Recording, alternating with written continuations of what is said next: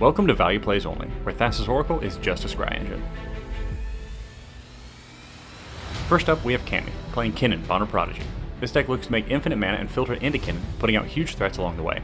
Her hand contains a Nezahal, Primal Tide, Wandering Archaic, Bloom Tender, Springleaf Drum, Chrome Mox, Thrasios, Triton Hero, and Polluted Delta. Tyler is playing Sisay, Weatherlight Captain. This 5-color tutor chain has 0-card win lines it can tutor to the battlefield if it makes enough mana. In addition, it plays all the best value pieces 5 colors can offer. His hand contains Rhystic Study, Delighted Halfling, Mental Misstep, Saheeli Rai, Gemstone Caverns, Volcanic Island, and Ancient Tomb. John is playing Captain Sisay. This is a Legends combo deck. This deck has a variety of toolbox tutor options from the command zone, as well as the ability to fetch all parts of a Gaia's Cradle or a Shia combo. His hand contains Magus of the Candelabra, Blind Obedience, Green Sun Zenith, Arbor Elf, and Savannah. His London Mulligans are Hope Tender and 1000-Year Elixir. Last we have Dan, playing Tivit, Seller of Secrets. This deck looks to slowly control the game until he can cast Tivit. From there, the deck can win with Thassa's Oracle or Time Sieve. His hand contains Counterbalance, Toxic Deluge, Dark Ritual, Lotho Corrupt Sheriff, Verdant Catacombs, Watery Grave, and Scalding Tarn. And with that, let's see some value plays. Tyler has a pre-game action and puts Gemstone Caverns onto the battlefield, exiling Mental Misstep. Cammy then takes her turn. She plays a Polluted Delta as land for turn. She pays a life and cracks it, fetching up a Tropical Island. Cammy casts a Chrome Mox. It resolves and she imprints Thrasios, Triton Hero. The table raises their eyebrows at her infinite mana outlet, Gone Forever, and Cammy continues. She taps out for a Bloom Tender. Cammy passes the turn. Tyler untaps and plays Ancient Tomb for turn. He takes 2 to cast Rhystic Study. The table sinks in despair and Rhystic resolves. Tyler passes the turn. John plays a Savannah for turn. He casts an Arbor Elf. Rhystic triggers and John now remembers what kind of game this is. Tyler draws. John then passes his turn. Dan plays a Scalding Tarn for turn. He pays a life and cracks it, fetching up a Tundra to the battlefield. Dan casts a Mox Opal. Rhystic triggers and Dan pays. He passes the turn. Cammy taps and casts her commander, Kinnan, Bonner Prodigy. Rhystic triggers and Tyler draws. Cammy taps Bloom Tender for 3 mana with Kinnan and spends 1 on a Springleaf Drum. Rhystic triggers and Cammy pays. Cammy taps Kinnan through Springleaf for 2 mana and casts her own Rhystic Study. Rhystic triggers and Tyler draws. Cammy's Rhystic resolves and she passes the turn. Tyler untaps and plays a Tundra as land for turn. He takes 2 from Tomb to cast Mana Vault. Rhystic triggers and he pays. Tyler then casts Delighted Halfling. Rhystic triggers and he pays. Tyler passes the turn while nearly rivaling Cammy on mana. John untaps and plays a Bountiful Promenade as land for turn. He goes into the tank here, staring at the difference between his board and his opponent's. John decides to try and slow the table down a bit and casts Blind Obedience. 2 Rhystics trigger, and Tyler and Cammy both draw.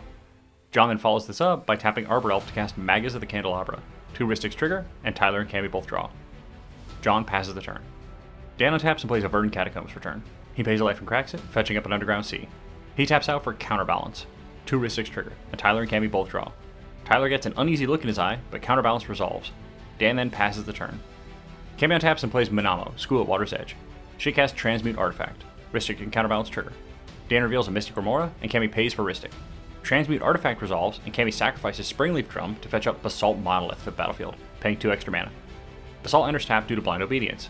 She pays 3 with Bloom Tender to untap it. Cammy demonstrates a loop of tapping Basalt for 4 mana through Kinnan and untapping it for 3 mana. She generates 10 bazillion colorless mana. Cammy then casts Wandering Archaic. Rhystic triggers and she pays. She casts Armored Scrap Gorger. Rhystic triggers and she pays. Cammy then passes the turn. Tyler untaps and plays a Scrubland for turn. He casts his commander, Sisay, Weatherlight Captain. Rhystic triggers and Cammy draws. Tyler looks at the board and decides to pass his turn, discarding down hand size. John untaps and sinks his head, looking at his board. He asks Dan what his plan is. Dan gives a cryptic answer about some sort of solution coming. John opts to just pass the turn. Dan untaps and plays a Watery Grave for turn. Untap, paying 2 life. Dan casts Toxic Deluge, paying 5 life as an additional cost. Rhystic, Archaic, and Rhystic trigger. Tyler draws, Cammy declines to copy, and then Cammy draws. Deluge then resolves, wiping the board of all creatures. Dan passes his turn. Cammy untaps and plays Mana Confluence as land for turn. She takes 1 and taps Basalt to cast Kinnan again. Rhystic and Counterbalance trigger. Dan reveals a Grim Monolith, countering Kinnan. Cammy then has all of her momentum crushed and pays for Rhystic. She then casts Mystic Remora. Rhystic triggers and Tyler draws. She then passes the turn.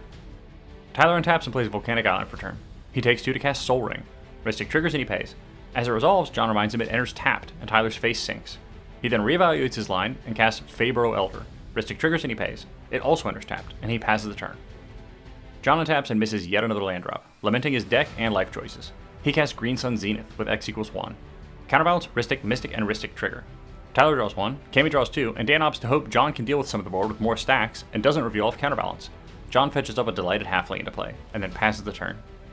Dan untaps and casts Mystic Remora. Ristic, Mystic, and Ristic trigger. Tyler draws 1 and Cammy draws 2. Remora resolves, and Dan passes the turn.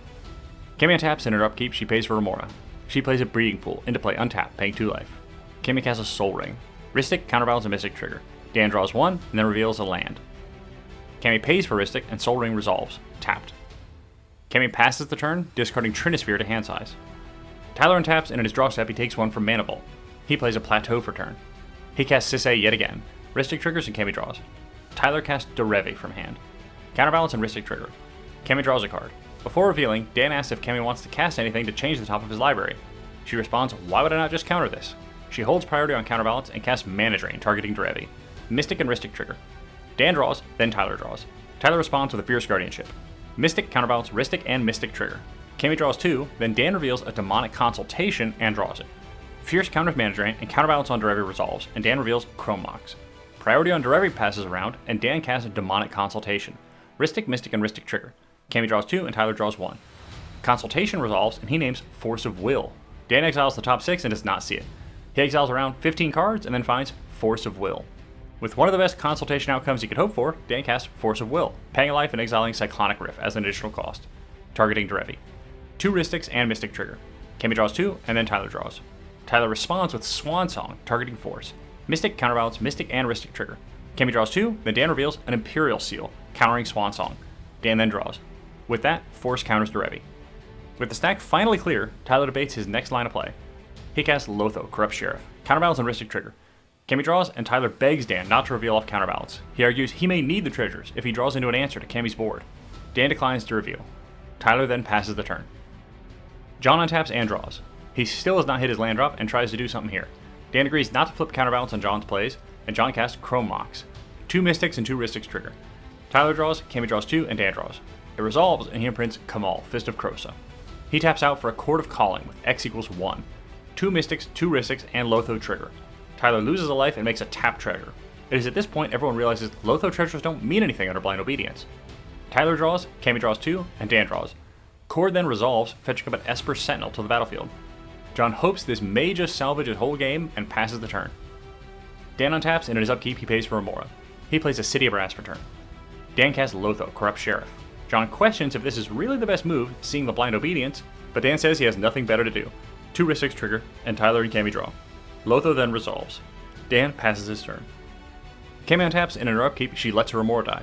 She plays a City Brass for turn. Cammy casts her commander, Kinnan, Bond of Prodigy, for the 3rd time. Ristic and Counterbalance trigger. At this point, the table knows Tyler has Boseiju in hand, so Dan declines to reveal for Counterbalance, saving it for Tyler's turn. Tyler draws off a Ristic. Kinnan then resolves. Cammy then pays 3 to activate the untap ability of Basalt. In response, Tyler channels Boseiju, who endures, targeting Basalt. Cammy looks at her hand of 30 or so cards, and sadly has no answer to this. Boseiju destroys Basalt, and Cammy searches up a basic forest to the battlefield untapped. Almost out of mana, Cammy goes into the tank, thinking where to go from here. She decides to cast Worldly Tutor. Lotho, Ristic, Esper Sentinel, Mystic, Lotho, and Counterbalance trigger. Dan reveals a land, and then draws it. He loses a life and makes a tap treasure. John finally draws a single card and revels in the glory. Tyler then loses a life and makes another tap treasure. Then he draws a card. Worldly Tutor then resolves, and she puts a Colossal Sky Turtle on top of her library. Cammy then casts a Mox Opal. Ristic, Mystic, Counterbalance trigger. Dan reveals Word of Invention and draws it. Tyler then draws a card. With that, Cammy discards what feels like most of her library to hand size and passes the turn. Tyler untaps, and in his draw step he takes 1 from his Mana Vault. He casts a Magda, Brazen Outlaw. Counterbalance and Ristic trigger. Dan draws, and Dan reveals Displacer Kitten. Magda then resolves and enters tapped. Finally, with a red legend, Tyler taps Faber Welder for 5 and activates Sisay. He goes searching through his deck for a while. Every line he can think of to win the game does not work under Blind Obedience, especially with Derevi in the grave. After a lot of thought on his best options, he finally finds a card that outs Blind Obedience. He tutors up Teferi, Time Raveler, to the battlefield. Now locked out from casting spells, the table's in trouble. Tyler activates the -3 ability of Teferi, bouncing Blind Obedience to hand and drawing a card. He casts a Agatha's Soul Cauldron. Lotho, Esper, Lotho, Counterbalance, and Mystic, and Ristic all trigger. Cammy draws 1, Dan draws 1, and then reveals an Arcane Signet, countering Soul Cauldron. The table cheers as they may just have a chance. Dan loses 1 and makes a treasure. John draws, and then Tyler loses 1 and makes a treasure. Tyler curses his luck and looks for another win line. He casts Saheeli Rai. Counterbalance, Mystic, and Ristic trigger. Cammy draws, Dan draws, and then reveals a Grand Abolisher. Saheeli Rai resolves. Tyler uses the -2 ability of Saheeli to make a copy of Faber Welder. He taps the copy to activate Sisay, putting a Tyvar, Jubilant Brawler, onto the battlefield. He then casts Sylvala, Heart of the Wilds. Ristic triggers and Kami draws. He taps Sylvala for 7 mana with at least 3 of it white. He spends 4 on Emil the Blessed. Ristic triggers and Kami draws. Tyler then presents a loop of paying 3 mana to activate Emil, targeting Sylvala to blink. Under Tyvar, Sylvala can tap for 7 mana again. He makes infinite mana of all of his colors. With that, Tyler begins to activate his commander Sisay 3 times. He fetches up Oath of Teferi, Nicol Dragon God, and Aminatou the Fate Shifter. Aminatou and Nicol can both use Aminatou's -1 ability to blink each other over and over. In between these flickers, Nicol can also use Saheeli's +1 ability to scry 1 and deal 1 to each opponent, thanks to Oath of Teferi. With this loop, Tyler can blink his planeswalkers over and over, pinging his opponents for 1 each time until they are dead. And with that, Tyler wins the game. So, what did we learn today? Counterbalance is great, unless your opponents don't have to cast any spells to win. If you have any tips for the video, leave them below. Subscribe if you feel like it. Until next time, keep making value plays. Yeah. Cammy, I don't know if you have anything you could cast to make Dan draw, so his counterbalance number changes. Yeah. Because I don't have anything. I mean, why would I not just counter this if it's bad? I didn't realize how powerful you were when I said that. That's why. That's the only reason. Wow. Not what I expected. There's a Ristic, a Mystic. I'll show you Fierce. Mystic, counterbalance, Ristic, Mystic. I pass on Duretti. Dan? I can tell you, I can't win under Blind Obedience. Okay, you're gonna try. Yeah. I will see what I can do, but when people say, I'm gonna see, I'm not sure, it's usually something real bad for you. So I think Force of Will. yeah, I definitely want to see Dan exile half his library. Let's do it. Yeah. Yeah, right. That's not bad. Hey, that's really not bad. Yeah. Not that bad. Okay, there's a Ristic, Mystic, Ristic. He's got answers for everything. Song. Mystic, counterbalance, Mystic, Ristic. Ah, it's a 1. Okay, you wanted to counter? Yes. I'll go Loath though. Counterbalance, Ristic. Dan, I'm begging not to flip here. I may need these treasures to help. I like a man who has a 2-mana answer and he taps out, so you have to let him have it. No, That's I'm saying smart I don't play. have any, but I have a Ristic. If I draw into answers, then I'm going to need treasures. I to thought you do were saying I have a card in my hand. I've tapped down low enough. I can't Nope. use it, No, so you no, have no. to let me get treasures No, now. that's the same situation though, because you could have had 2 mana and then drawn into an answer. Lotho. Really? You want tap treasures too. That's what's worth spending your mana on. That's so fucking What the dumb. fuck else am I gonna do now? The title of this video is which Sisay is better, and the answer is no fucking duh. You can do a fun loop of making Yeah, so 7 now I'll paying make 3. infinite mana Yep. of every color. Then I'm just going to activate Sisay. Yeah, and so then it's between Aminatou and Nicol Bolas that with Oath of Teferi. They can just keep bouncing Saheeli. And Saheeli's +1 is scry 1, and she deals 1 damage to each opponent. So then it'll just Seems pretty legit.